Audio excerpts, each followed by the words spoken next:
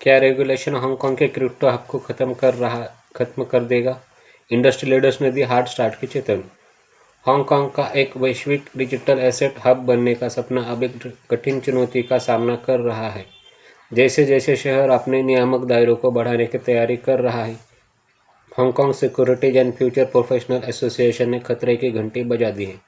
उचित सुरक्षा उपायों के बिना नए लाइसेंसिंग नियमों का बदलाव आने जाने में उन व्यवसायों को बर्बाद कर सकता है जिन्हें वह नियंत्रित करना चाहता है।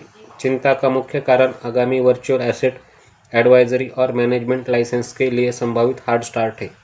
वर्तमान प्रस्ताव के तहत मौजूदा फर्मों को कानून लागू होते ही अपनी सभी विनियमित गतिविधियों को बंद करने के लिए मजबूर किया जा सकता है, जब तक कि उनके लाइसेंस पहले से पूरी तरह से स्वीकृत न हो जाए।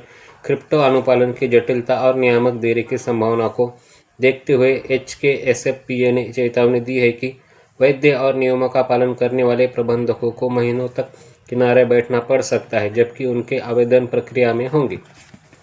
डीमिंग पीरियड की मांग। Securities and future commission SFC और वित्तीय सेवा एंड ट्रेजरी ब्यूरो को सौंपे गए एक औपचारिक प्रस्ताव में उद्योग निकाय के सरकार से 6 से 12 महीने की डीमिंग या ग्रेस पीरियड लागू करने का आग्रह किया है।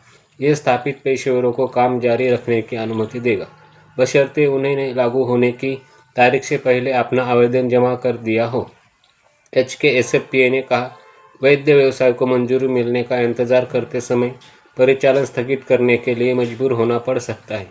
उन्होंने इस बात पर जोर दिया कि इस तरह के व्यवधान व्यापार की निरंतरता को कमज़ोर करेंगे और संस्थागत खिलाड़ियों के बाजार में प्रवेश करने से रोकेंगे। निरीक्षण और नवाचार के बीच संतुलन। यह चेतावनी ऐसे समय में आई है जब हांगकांग IOC के crypto asset reporting framework CRF को अपनाने सहित व्यापक बदलाव पर विचार कर रहा है। हालांकि HKSFPA पारदर्शिता और सख्त निगरानी के प्रयासों का समर्थन करता है, लेकिन वे खराब तरीके से कैलिब्रेट की गई आवश्यकताओं को लेकर सतर्क है, जो कंपनियों को अनावश्यक कानूनी और परिचालन जोखिमों में डाल सकती है। उद्योग का संदेश स्पष्ट है, वे निरीक्षण को स्वीकार करते हैं, लेकिन उन्हें इसके निष्पादन के तरीके से डर है। यदि हांगकांग डिजिटल संपत्तियों को अपने वित्तीय ढांचे में एकीकृत करना चाहता है, तो उसे मौजूदा नवाचारों के लिए एक पुल तैयार करना होगा, न कि बदलाव के दौरान उनके पैरों से नीचे जमीन खींचनी होगी।